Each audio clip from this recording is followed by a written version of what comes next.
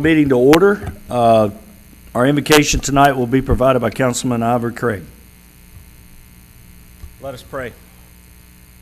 Thank you, Father God, for blessing us to be able to gather here on this beautiful evening. Thank God for Fridays, but also thank God for Mondays, for a fresh start, for a new beginning. I pray that we all have a great week, productive week, a great meeting. Thank you for everything that you've done for us, that you're doing currently for us, and that you will do for us, and hope we can serve you in the best way that we can, and when an opportunity is there for us to be able to take advantage of it. Thank you, Father God, for this, and we appreciate you. In Jesus' name we pray. Amen. Amen. Next is set the agenda. Are there any changes to the agenda? Hearing none, I'll entertain a motion to approve the agenda. A motion by Ms. Polish, second by Ms. Shoemaker. All those in favor, please raise your right hand. Thank you. The motion passes. Next is our consent agenda. We have 10 items on the consent agenda. Are there any questions? Hearing none, I'll entertain a motion to approve the consent agenda. A motion by Mr. Moore, second by Ms. Polish. All those in favor, please raise your right hand. Motion passes. First item on the agenda is public hearing to amend the development agreement for Old Mecklenburg Brewery. Ms. Anders. Thank you, Mayor and Council. And so this is a public hearing continued from the March 13th, 2023 meeting. The city manager was approached by John Marino, the manager of Old Mecklenburg Brewery, regarding a proposed modification to the development agreement for the purpose of extending the date on a closing for the construction loan to March 31st, 2024. This proposed change to the development agreement would not impact any of the rest of the timing of the development agreement. And I believe that Mr. Marino is also here as well and is prepared to speak before the council and answer council's questions. And this is a public hearing that has been advertised. Thank you. Should Mr. Marino be part of the public hearing or before the public hearing? I'd say his remarks could be part of the public hearing. Okay. All right. I entertain a motion to go over our regular meeting and end our public hearing. Motion by Ms. Shoemaker, second by Mr. Craig. All those in favor, please raise your right hand. Motion passes. Mr. John Marino, you are the only one signed up for the public hearing. Please take the podium. Thank you for coming.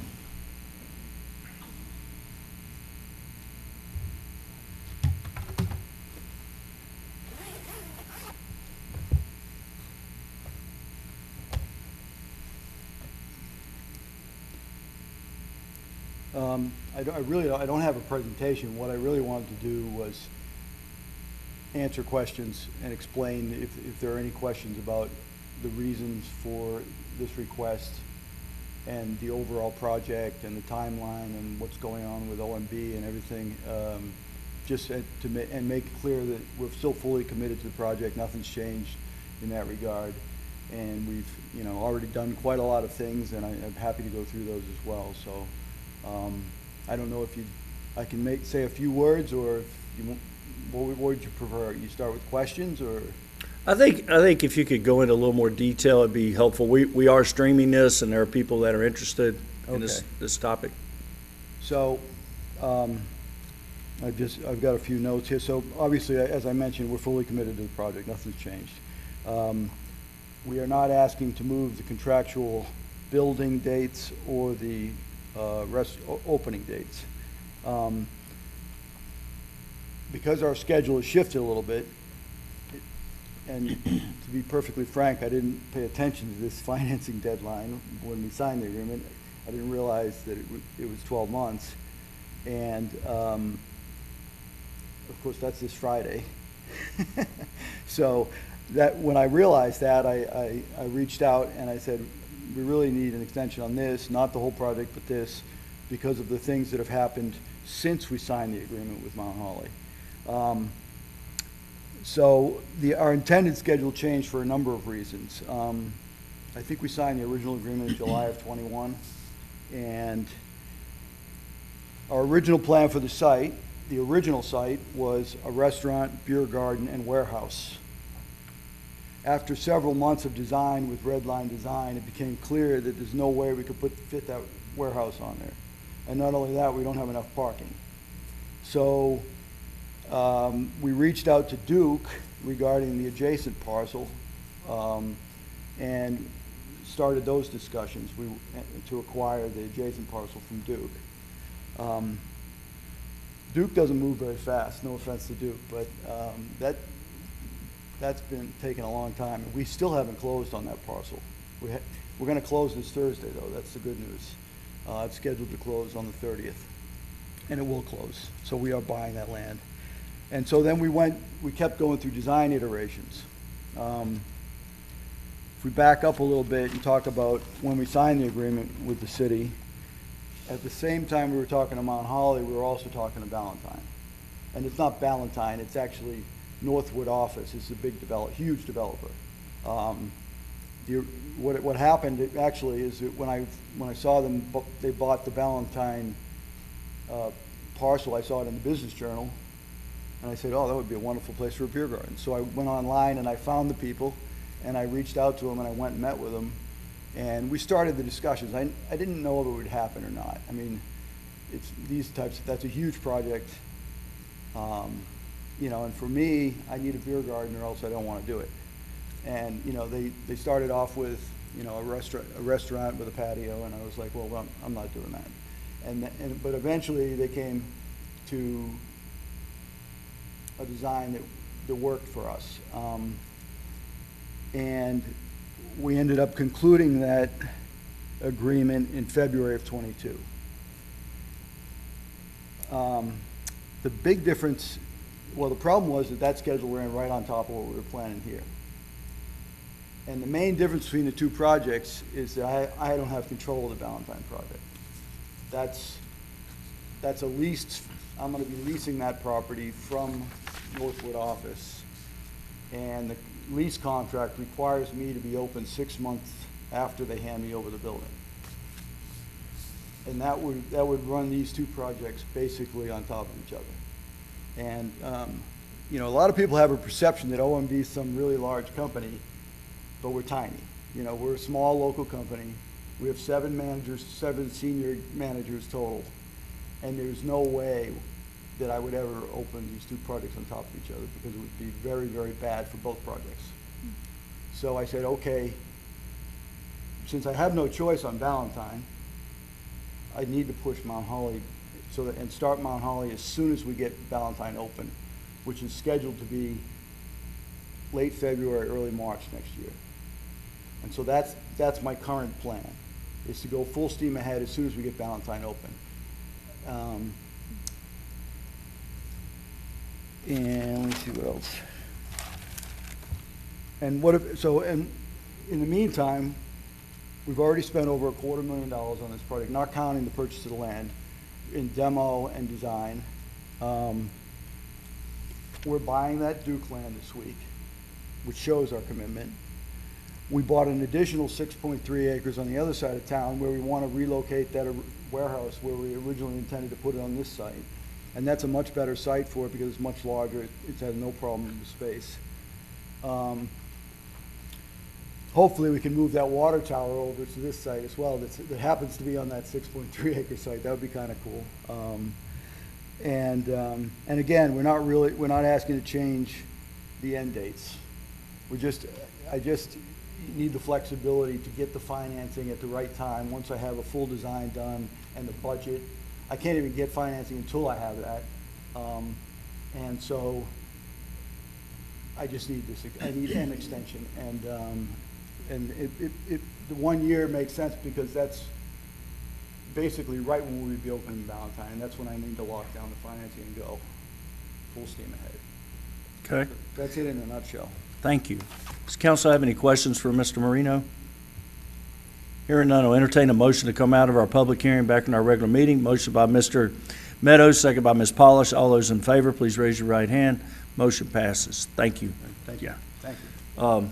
Council wish to take action on this evening? Mr. Craig? Motion to move forward and grant it back 1 year.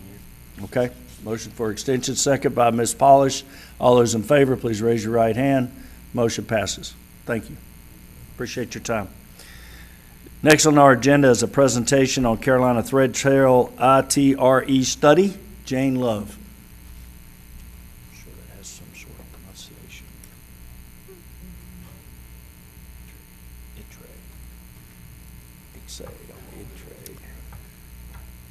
Good evening, everyone. I'm glad to be here. I'm Jane Love, a community coordinator with the Carolina Thread Trail. A few years ago, the Institute for Transportation Research and Education, which is an arm of NC State University, was contracted by the Carolina Thread Trail or Catawba Lands Conservancy. We are a related nonprofit.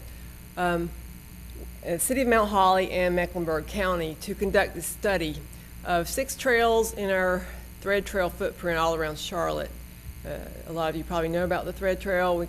We have a 15-county footprint trying to connect the towns and connect lives to nature.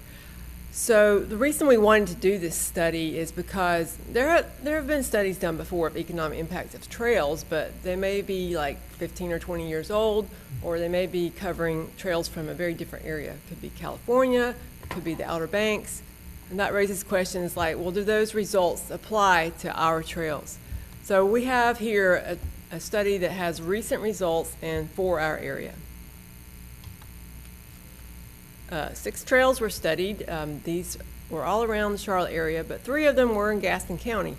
Riverhawk Greenway here in Mount Holly, South Fork Trail in McCaddenville, Goat Island and Riverlink Greenways in Cramerton were treated as one greenway because they're linked together.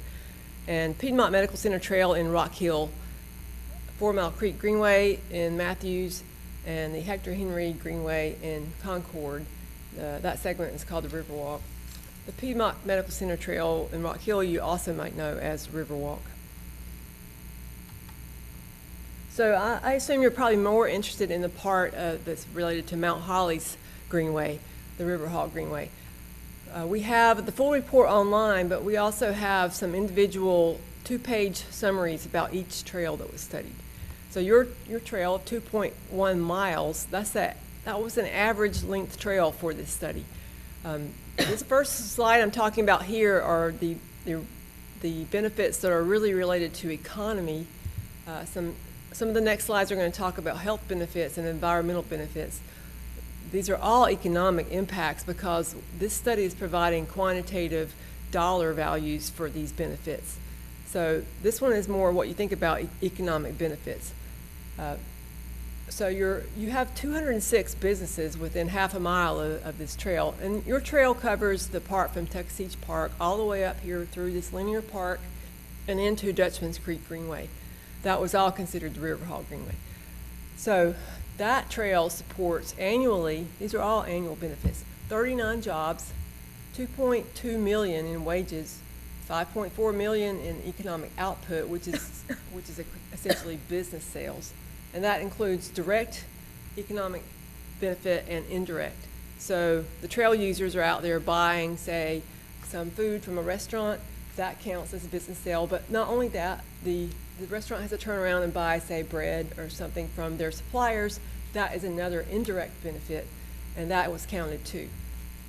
$80,000 a year in local tax dollars. That's county and city tax. The study also calculated state and federal taxes, but this slide just talks about your local taxes for your particular interest. The study, I encourage you to look at it further. It has more detail than I'm covering tonight.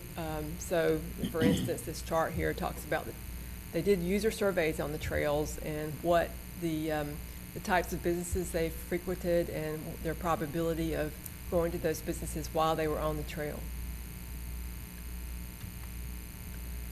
This slide covers the health benefits. So, again, annually, there are $385,000 in healthcare savings from, these are based on trail users. The surveys that they did out there, they took information on, they were walking or biking, skateboarding, and the pie chart shows that most of them were walking. So that, they had to break this down by activity because that relates to the intensity of exercise, relates to like how much their physical effort is giving them a healthcare savings. They use a DOT benefit cost analysis guidance to translate this amount of physical activity per week of these certain types of activities into an avoidance of your disease or delay of disease onset, so that you're not going to the doctor, you're not paying for medicine. That's where these healthcare savings come from, $385,000 per year. There was also environmental benefits, and there were a couple different types of environmental benefits covered in the study. So one was based on carbon storage.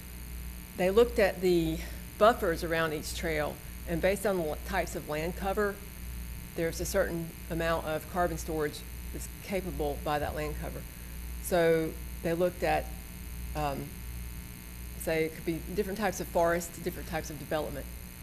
The annual land preservation benefit of the Riverhawk Greenway is $188,000 a year.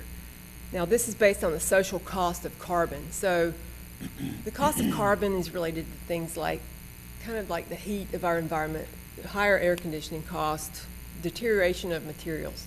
That's where the social cost of carbon comes from. So this is the savings that's happening per year.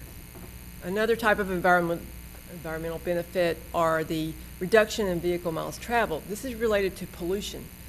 So looking at the surveys they got from trail users, they came up with the amount per year of car trips either eliminated or the distance that was reduced to come up with miles of car trips eliminated, and then translated into reductions in carbon dioxide, nitrous oxide, particulate matter of 2.5, a certain size of particulate matter. These are the types of pollutants that the federal government measures. And the USDOT benefit cost analysis guidance has dollar values on the reductions in these pollutants. For instance, you take a metric ton of carbon dioxide out of the atmosphere, that's worth $53. So many metric tons were taken out of the atmosphere. This greenway provides $8,700 of pollution reduction benefits per year. So you add all these dollar benefits up, and this greenway provides over $8.7 million of different kinds of benefits per year. And people that are benefiting from this are people that are on the greenway and people that aren't even using the greenway. The businesses around the greenway are benefiting whether they use the greenway or not. The workers at those businesses, of course, the trail users are benefiting from those health benefits. We're all benefiting from the benefits to the regional ecosystem, and the local government benefits from tax revenue. If you're interested in how the overall study added up, again, we have these same categories of benefits.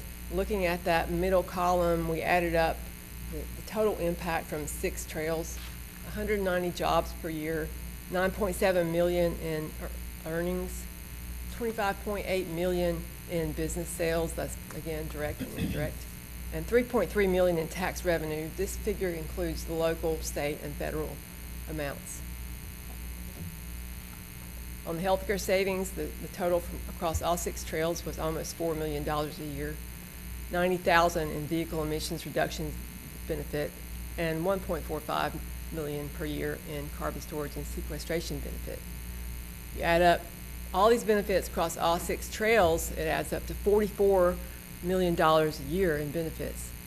This is only 12.6 miles of trail that was studied, so that averages out to 3.5 million per year per mile. And that 12.6 miles is only 1% of what is planned for the whole Thread Trail network. So imagine the benefit to our whole region if we completed the network. And one of the reasons that we did this study is because there's never enough money to do everything. We need this information to back up the investment in trails, to show that there really are benefits. They aren't just you know, it's not a fluff investment. You really get something for it when you invest in trails. And I'll entertain any questions you might have, but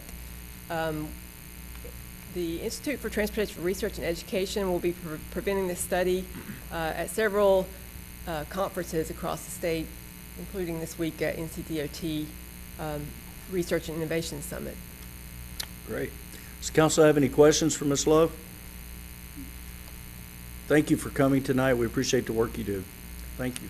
And I also want to thank you because the City of Mount Holly and Mecklenburg County helped fund this study along with Carolina Thread Trail.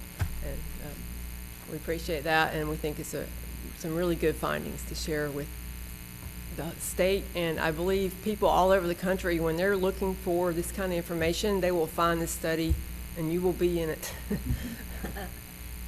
Great. Thank you. Thank you.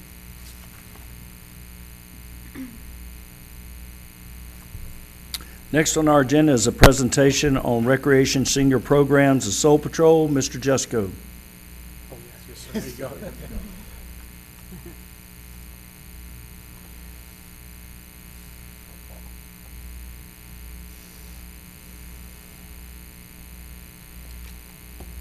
Thank you, Mayor and Council.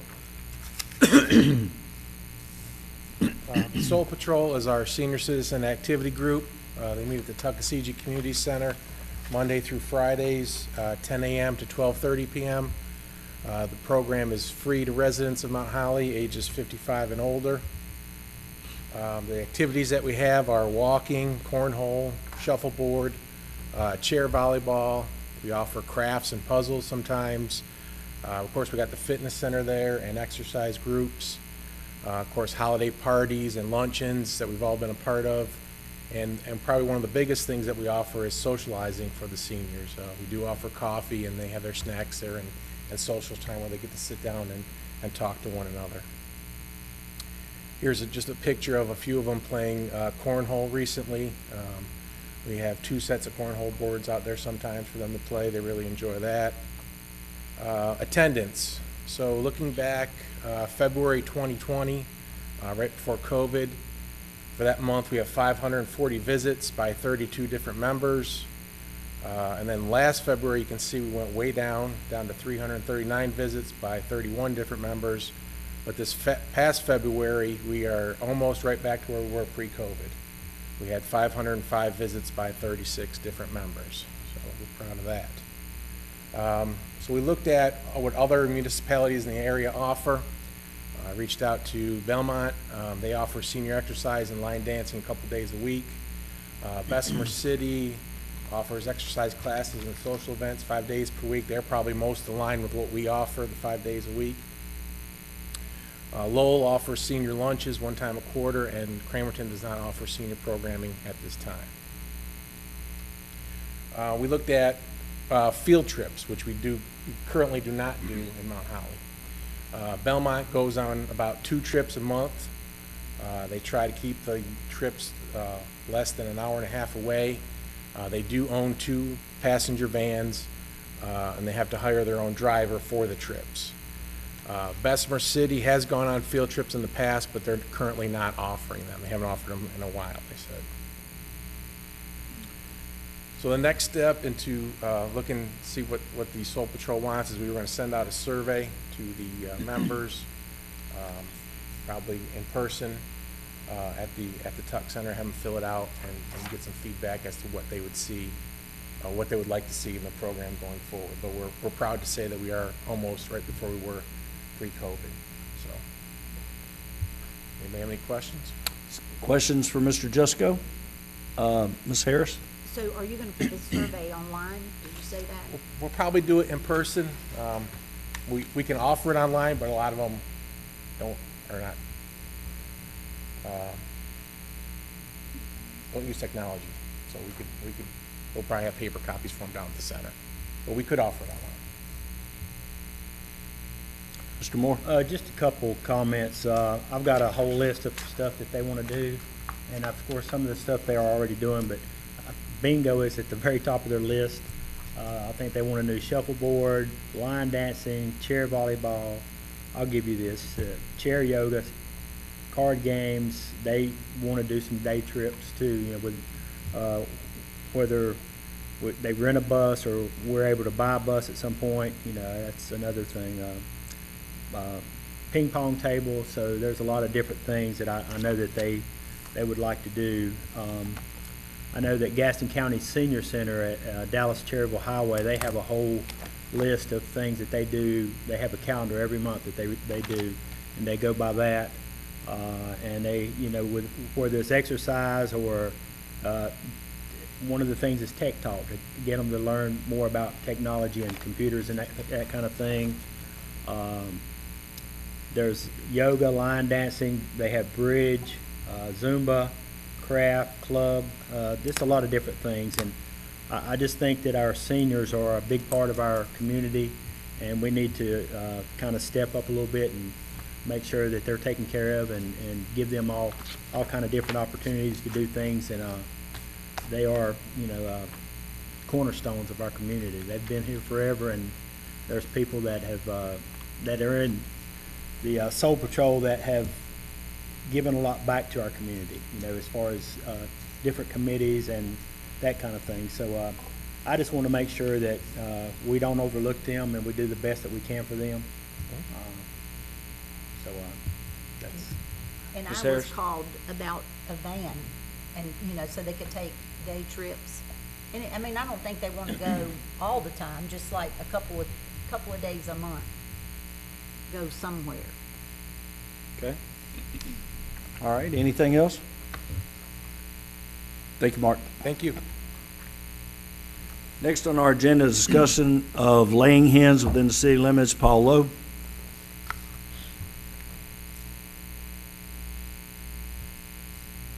Thank you, Mayor. Thank you, Council. So at the March 13th meeting, urban chicken keeping was discussed, and staff got direction basically to look at an ordinance, draft ordinance.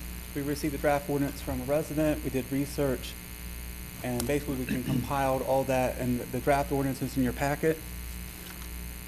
So just kind of go over it. Under the current ordinance, which is found in the City Code of Laws, the urban chicken keeping or the keeping of fowl is a prohibited use.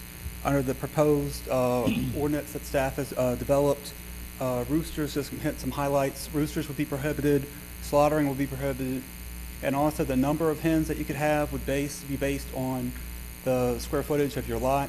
So a quarter acre and above is what you could have, and that starts at 4 and that runs up to 10 at this current time. Folks that are interested in keeping hens or chickens on their property would have to go through the permit process. That would equal plot plan B sent to planning to review to make sure we're hitting up our setbacks and all that good stuff under the zoning ordinance. And under the current proposal, we are suggesting at this point in time, but then again, it's a draft ordinance, so these things can change, but for annual renewals and annual re-inspections. But you know, we kind of have just already had some internal conversations with ourselves, and then also reaching out to Ag Extension regarding, like, you know, we only have one at this point in time, one permitting and code enforcement staff member. So we're that's in there right now, but then again, this is a draft proposal. So, and at this point in time, structures holding animals could be up to 400 square feet. That's going to be 10 feet off a property line, and then 50 feet off of a residence or a business. It also addresses the removal of waste, potential violations, and like I said, we're currently working with, we reached out to Gaston Animal Control, and we are also working with residents who are working to, you know, get this in our ordinance, and also with the Ag Extension. I can answer any questions. Does council have any questions for Mr. Lowe? I have a few. I was going to wait on council. Mr. Meadows? So I guess my first is, how would enforcement work? And that's kind of at this point in the day what we're kind of thinking about. So the scenario is, at the current moment, we're saying that, you know, we'll do annual re-inspections and charge for annual re-inspections. But the scenario is, we know we only have one planning tech does code enforcement and permitting. So the scenario is, so we're kind of thinking about looking at maybe regrouping on that to say, you know, that we can inspect any property anytime if we get a violation, or basically handle it and like we're holding or we're responding to just code enforcement cases as we, like if there's a junk car, tall grass, we go out there and look at it. But right now we've reached out to animal control. We haven't heard back yet, but just, you know, talking with Greg and just, I understand that, you know, we, in the past, you know, animal control hasn't, you know, if we have something that's outside their purview or additional, because I mean, we only have so many staff, they only have so many staff. So we understand that if we do go that route and ask them to check that box, that we're putting additional concepts or additional workload on additional units. So that's something that we're looking at. Mr. Meadows? This is tongue in cheek. Does he have any experience catching roosters? Our current code enforcement person? No, but he used to be a surveyor.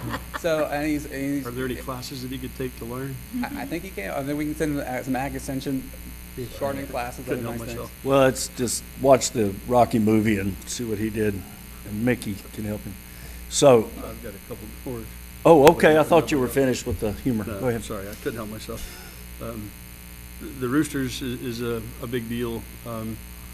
If anybody's ever been to Key West, and you know, from the time the sun goes down till it comes up, apparently those roosters are a little confused because they go off all night long. So that's a concern, and just in general, a comment is not necessarily against this, especially for the folks who are responsible.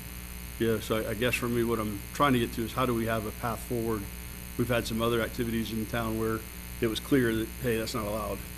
Is there a way to get to a point where we can allow it and at least have people who are responsible to get to that place and be within our ordinance? So that's kind of where my head's at. But I do have some concerns about hen health. You know, are these guidelines, are they based on anything other than we pulled them out of somebody else's ordinance? Or is there any information that says a hen should have this much room to be healthy? Okay, so basically we did both. We looked at other people's ordinances, but then we also reached out to Ag Extension, and we reached out to Laura Warden, probably butchering her name, but she's our extension agent here in Gaston County, or one of our extension agents. She basically said that for smaller breeds, you need 2 square feet in the coop, and for larger breeds, 4 square feet per larger animal when they're in the coop, and then 10 foot when they're per bird when they're in the run. And basically our proposed ordinance checks that box. So we say you have to have at least 4 square feet per animal in the coop, and then 10 square feet in the run.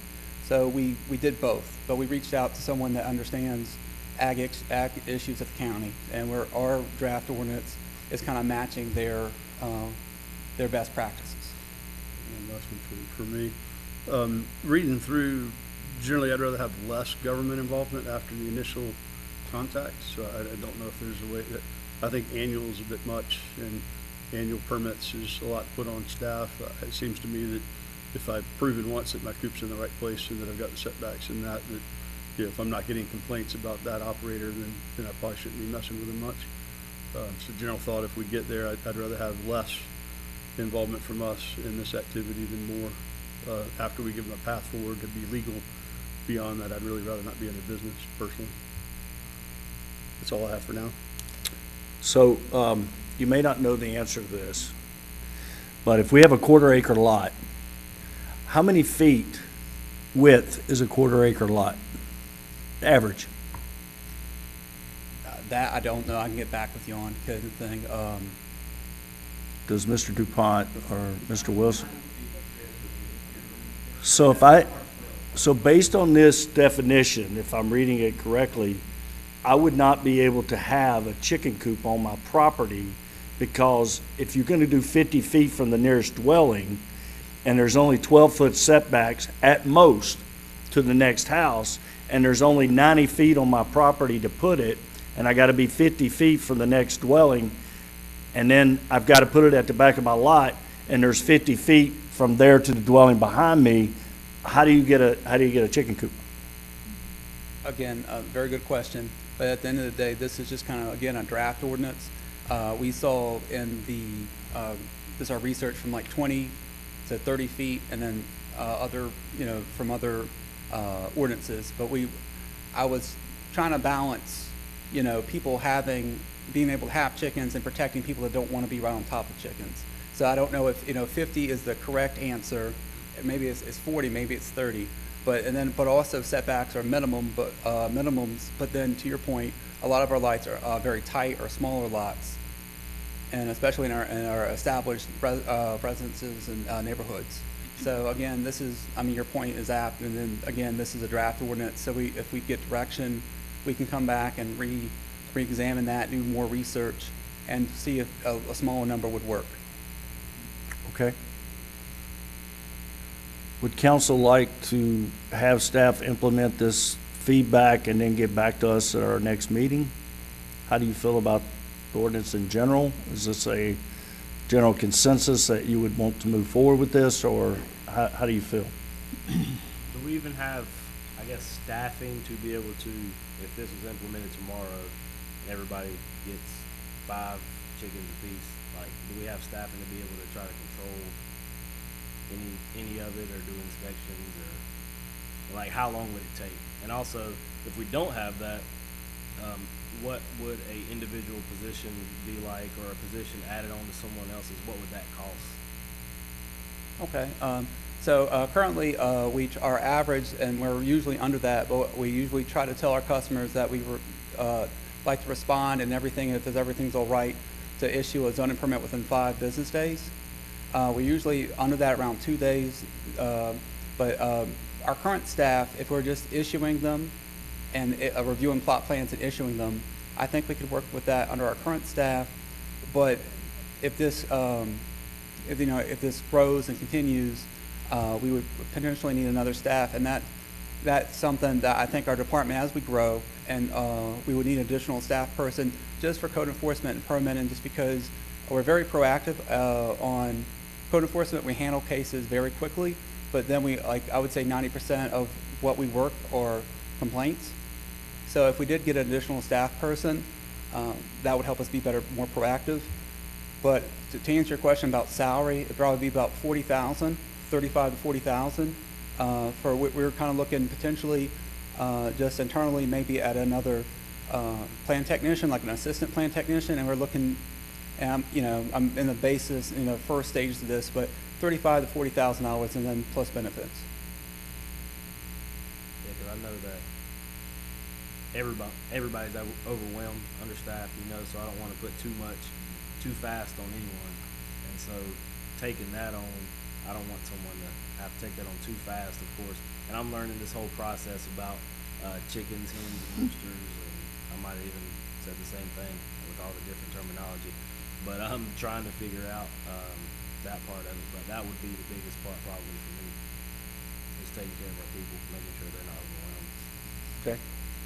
Mr. Braswell? Yeah, just as far as staffing is concerned, so this year, as far as our budget process, we weren't focused on a lot of positions. We've asked the staff and department heads if they have any positions that are out there that they absolutely need to submit them. But last year, if you recall, we picked up 14 new positions. This year, we're in the salary study, so we're shifting it like every other year, salary study positions, and this is one of the off years on positions unless it's absolutely necessary. So I just wanted to throw that out there. Okay. Would you like staff to put together the feedback and then come back with more thoughts at our next meeting, or how would you like to proceed?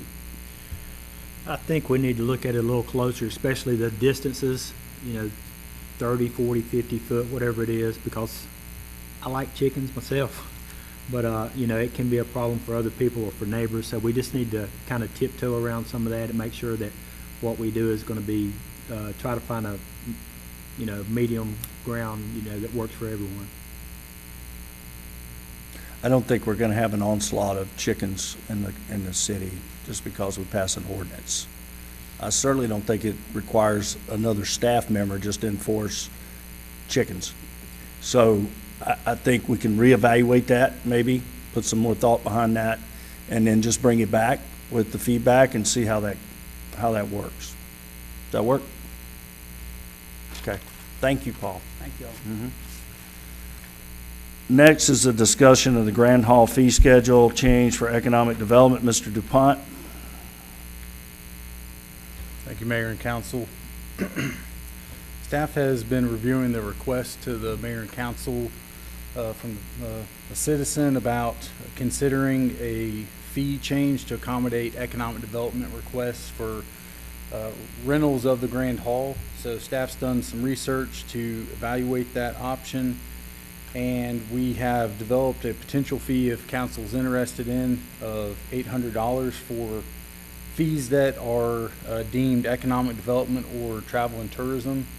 And they would be able to reserve space at the full space within the Grand Hall at that discounted rate, and that determination would be upon review by the city manager.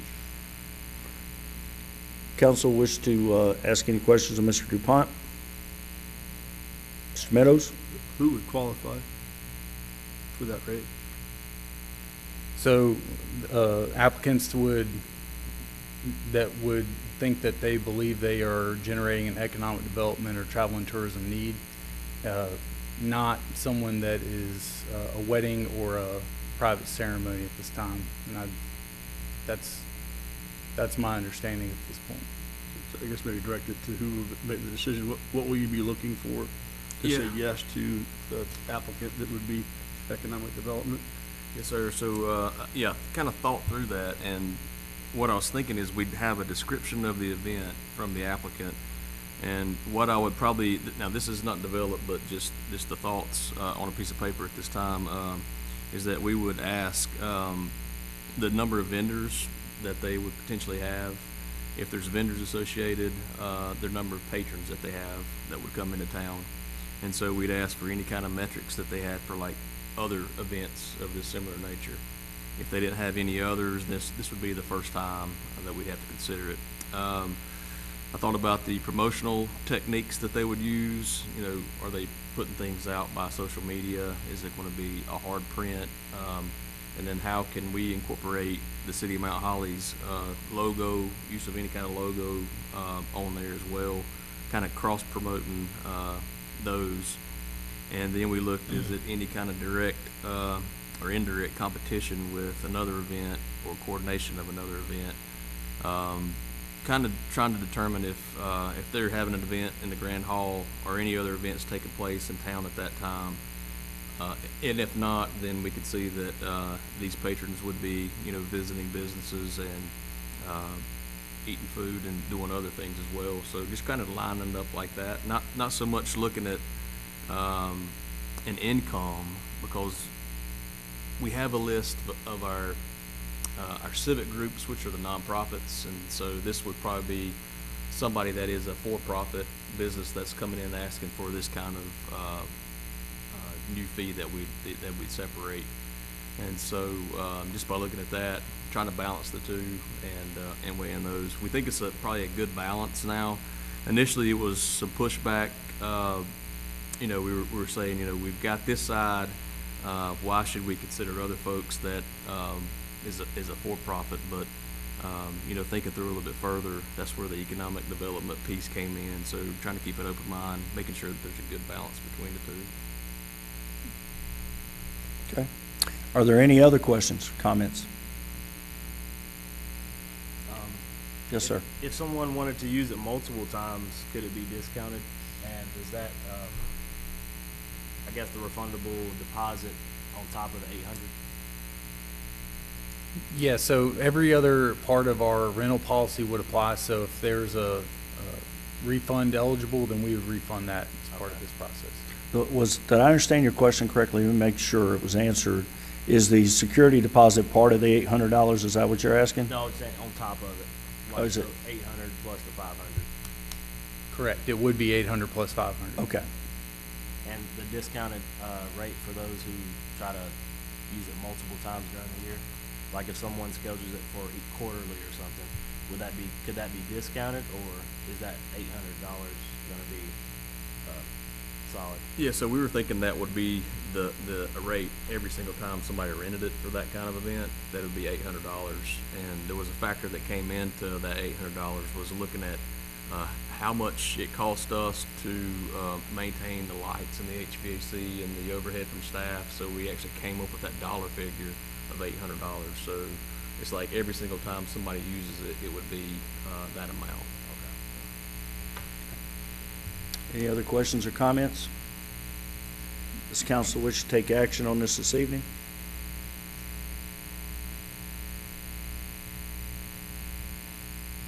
Mr. Craig, I make a motion to go with staff recommendation. for the fee schedule. Okay. Do I have a second? Second by Ms. Polish. All those in favor, please raise your right hand. We have 4 votes yes. Are those opposed? No. So 4-2, the motion passes. Thank you. Thank you, Brian. Veterans Park update, Mr. DuPont.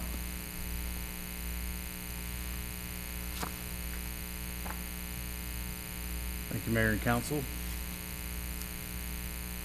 So I'm going to go back a little bit through this process before the council retreat just to make sure everyone's on the same page, since this has covered multiple years. So the background, this process really started through the bond referendum process and pivoted in November of 2021 when the bond referendum failed. So then this item was brought back in January at the work session for various benchmarks to council on how to proceed. And direction was given to give a presentation on some concepts at the council retreat this year. So McAdams presented those concepts for either the initial park concept or redevelopment through a public-private partnership. And then through that presentation, option B was supported, which was a modified mixed use on an expanded study. So there's direction from the council to come back with some recommendations. So that's why we're here today. So again, just for update for everyone, the initial park concept was originally based on the bond referendum passing, and funding of that would be paid through the bonds. Other concepts were considered that could generate funds to provide certain elements from the original plan, and that's where staff with McAdams started presenting other ideas for how to fund these elements for the park system. Through a creative redevelopment public-private partnership process, we really looked at the expanded study area with the intention to create a concept that would be on a scale that's attractive to the private sector to bring investment into the city, and to use that investment to leverage funds to pay for these park amenities under that option B from the retreat. So again, this on the screen was the option B that was presented at the retreat. As you can see, to the west of the stream is a mixed-use concept with townhomes, multifamily apartments, and retail. And the idea is that would generate revenue that would help pay for park amenities on the east side of the stream on the city's property. So from that, the direction at the retreat was to look at this area under the option B, develop some cost estimates for the amphitheater and some other items that were obviously scaled back because the bond process, those were the elements that encompassed everything. There was a lot of cost involved to do everything that was on that plan. Also, consideration of a short-term or interim plan as part of a phased approach, and then for the funding mechanism, the straight sale versus an RFP process. And from that discussion, that direction, the first option that was really looked at by McAdams shows the same concept west of the stream with the mixed use from the private sector.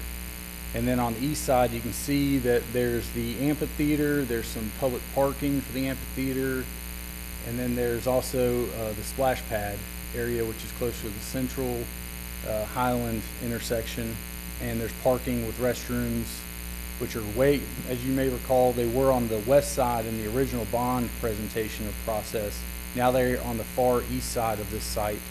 So they are in a more appropriate location based on feedback from, and McAdams reviewed this and shows that it's a good site. And you can see here, it's important to note that the existing multifamily apartments on the corner are still shown on this option here. And then you can see there's also an open lawn for just general area, and then a stormwater ponding area for the site. So the cost estimates, we reviewed this. with McAdams, and you can see that the amphitheater is $2 million, splash pad $650,000, restroom equipment building $930,000, and just so you know, that's just under $3.6 million. In comparison, for hindsight, this is scaled back because the bond was $7.3 million for this, so it is scaled back from that. And some other things that have been considered, but they're not shown right now, are just landscaping, utilities, parking, design, cost estimates, construction contingencies in there. So these are very general, as more design would be needed to add value engineering so that we would get a more refined, but this is a broad strokes cost. So based on the presentation at the council retreat and then discussion after the retreat with McAdams, they really started doing some thinking, hearing feedback from the council, and they really said that this has evolved because they were part of this process with the bond. They helped us put that package together, so they understood the history, which was helpful because they helped us remember that the bond referendum was really just for the park, and mostly residential density around that was going to be left alone, only properties that would be needed for the park. So council avoided those properties during acquisition to maintain the density around the potential bond park. But now that concept that we're looking at under B really incorporates more multifamily, so the need to retain some of that density isn't as critical. So it's up for consideration by the mayor and council. And the important goal of this is that certain multifamily residential and commercial thresholds needed by the private sector to feel like they will be able to partner and make money, but also provide the funds to the city to do our amenities. So it's got to work for both sides. So that's why we're kind of looking at the evolution of this side a little bit further. And another piece to that is the cut and fill, which is, the balancing of the site, the dirt on the site, how you balance it so that you get properties on building pads and the splash pad to drain right so it doesn't, so it works and functions properly. So in order to really do that, and an improved layout would be needed. So we looked at expanding an area to the corner of Highland and Catawba, as well as properties along Central Avenue, to make sure we have that ability to do that. And it really allowed for an improved layout for a future amenity to be determined, but it really gave some more room for that. And then with that, if the corner piece at Highland and Catawba were brought into this, we would be able to, if council wanted to develop a RFP that would allow those displaced units to be incorporated into that for a comparable market rate rental, if that was of interest to the council. And based on that further evolution of the site, what we have here is, again, everything west of the stream still is the same private investment setup. But east of the stream, you have, the amphitheater, you have the bathrooms and maintenance building here. You have the splash pad shifted down. You have much more parking along the corner. And then you have the opportunity for an amenity to be determined. It could be a lawn, it could be nothing. But it really balances that side of this block and makes it much more functional. So you also asked for phasing considerations. So again, clearing of structures is needed for properties that are owned or to be acquired. Again, the cut and fill considerations of balancing the site.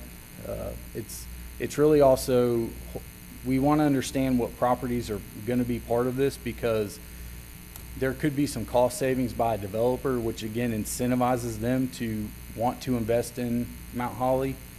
And they may need some property on the east side, or some dirt on the east side of the stream that will help their site, and it's something that we may be able to give. And it saves them money from having to bring in dirt off-site from somewhere else. So that's part of the process we'd want to consider. And then keeping in mind the cost of park amenities, You know, the amphitheater, based on what we heard, was that that is priority.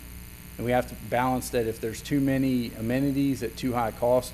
We don't know what that balance is yet, but we got to be aware and wanted you to be aware based on what McAdams shared with us, that if we try to fit too many things in on one developer, it could break them, and they may not be inclined to join and partner with the city. So it's just wanted to put that out there for consideration.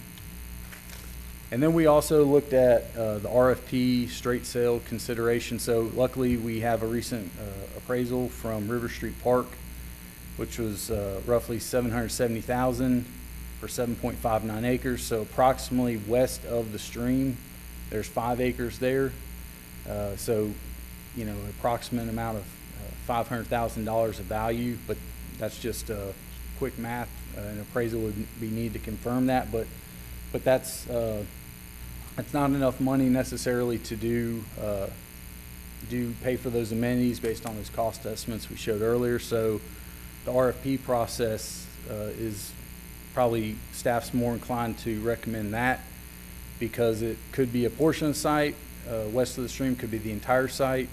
It could solicit other creative ideas that none of us have thought about that that we would want, or the council would want, or the community would want, but we're just not aware of them because we don't develop property for a living. And we did look at the opportunity for the developers to acquire the property, but there are unknown costs for them to purchase that. So developers may be uninterested in doing that, but again, we can do it however council would like. So next steps, as we move in the first quarter of 2024, all the structures will be cleared by the city. Y'all already approved us for that process, but initially we would turn those into short-term passive recreation lawns, and we can do that in parallel with any other property acquisition. We make it very clear that this is a short-term amenity, and we'd really avoid any major grading and cutting of the area until we have a better understanding of the RFP process. So our recommendations in this order are: engage a commercial broker for the properties along Central Avenue, engage a commercial broker for the corner at Highland and Catawba.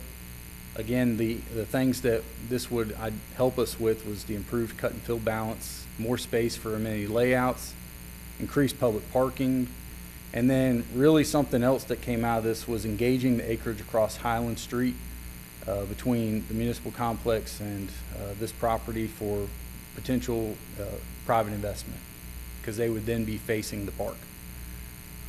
And then lastly, after we understand those acquisitions, then we can move forward with the RFP process. That's all I have. That's all? Sir.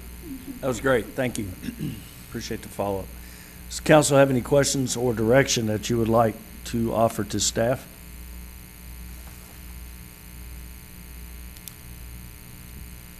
What do you think of the recommendations? Is that the direction you want to go in? I got 2 nods. All right. Mr. Meadows. There's a number of things that are significantly different than even what we talked about. So kind of processing on the fly here, but a couple of themes that we've had all along here is that we've been trying to eliminate uncertainty rather than create additional uncertainty. I think a number of the things that have been proposed here create more uncertainty than less. And we already knew that the Central Avenue, I mean, we would kind of swung big, said, what if we can get all of them? But I think our conversations was if we could get one key parcel or get a couple that get us a touch to Central, that kind of brings you into the site. So, you know, that was kind of a big swing already, trying to go after the whole frontage there. So adding the apartments back in, which we went through an exhaustive process with the property owner and talked about multiple times ourselves, that causes me pause because they were quite costly, and that was before the current reevaluation situation that we have. In the Eyes on the Park with an existing property that's already been rehabbed, we've talked about a couple times, so I'm a little surprised at that direction. The other comment that we've made all along is if you don't own the property, you're just talking. So, yeah, tonight we're doing a lot of talking. You know, we don't own the property, so we don't have clear control. So I'm not at a point where I'm for heading towards an RFP, but I don't know if we know enough yet to really give staff direction to execute an RFP. So I'm kind of wondering if there's a compromise of sorts where we push this off for a period of time, let staff continue to do things we know that we need to get done, clearing the sites off. We've got at least one more closing, right? So there's one more closing to go, get all the sites cleared. We've got a couple of auctions / tear downs that we think are coming, depending on how those turn out. And then, you know, once the property starts getting clearer, maybe we have a better understanding of what we have to go forward.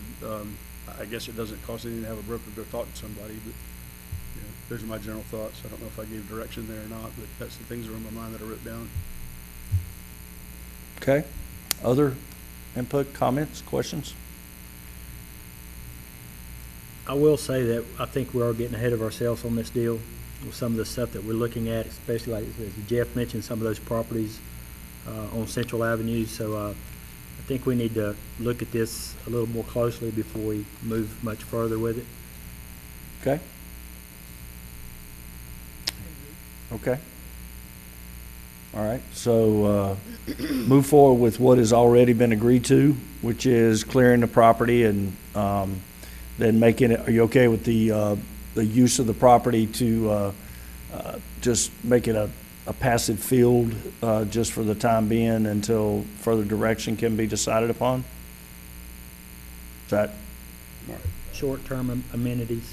Yeah, well, I don't know about amenities, but short-term use of the property.